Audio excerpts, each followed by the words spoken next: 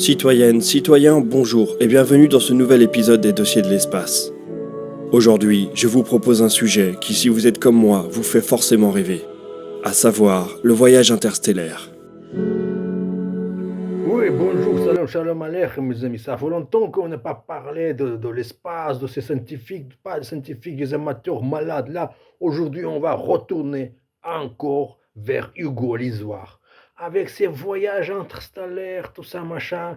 Nous, on ne peut pas voyager. On ne peut pas. Même si on arrive à voler à la vitesse de la lumière, si on arrive à une planète ou vers un autre système solaire, à 3-4 années-lumière, ça va. Mais si on voit une vie, je ne sais pas quoi, une civilisation à 50 ou 100 années-lumière, aujourd'hui, sur la Terre, ça ne veut pas dire que si on arrive là-bas, même si on vole à la vitesse de la lumière, on arrive là-bas dans 100 ans, admettons, on arrive sur place et boum, Makashwalou, il n'y a rien. Ben non. Il y avait un fin du monde là-bas. Vous savez pourquoi? Parce que tout ce qu'on voit maintenant, tout ce qu'on peut observer, les étoiles, on voit le passé. Donc, si on voit une étoile, une civilisation là-bas en train de bidouiller ou construire, je ne sais pas quoi, le communisme, je ne sais pas quoi, une autre merde, c'est le passé.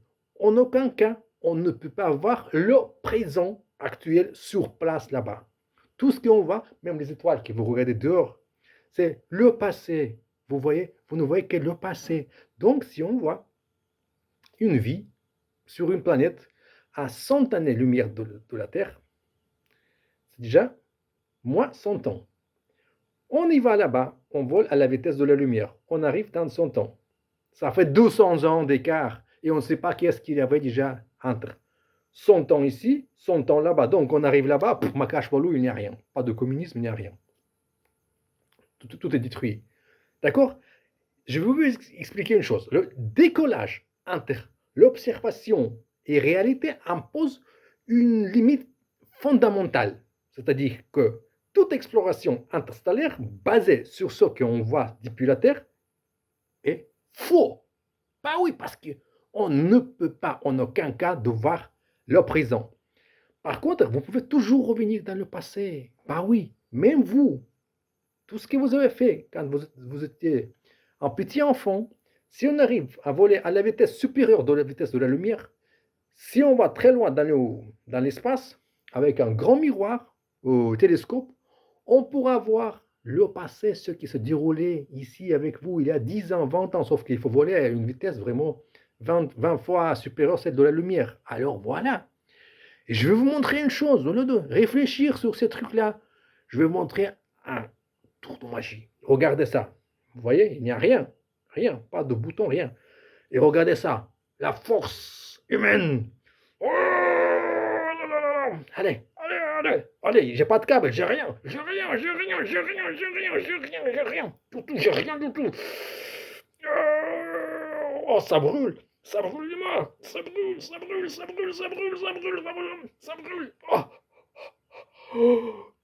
Oh. Si vous voulez une ampoule comme ça, ouais, pour 50 balles, je peux vous envoyer. Bah oui, vous utilisez votre énergie, vous vous concentrez et ça marche.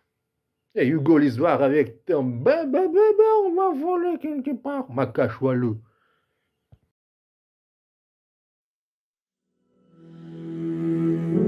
Citoyennes, citoyens, bonjour et bienvenue dans ce nouvel épisode des Dossiers de l'espace.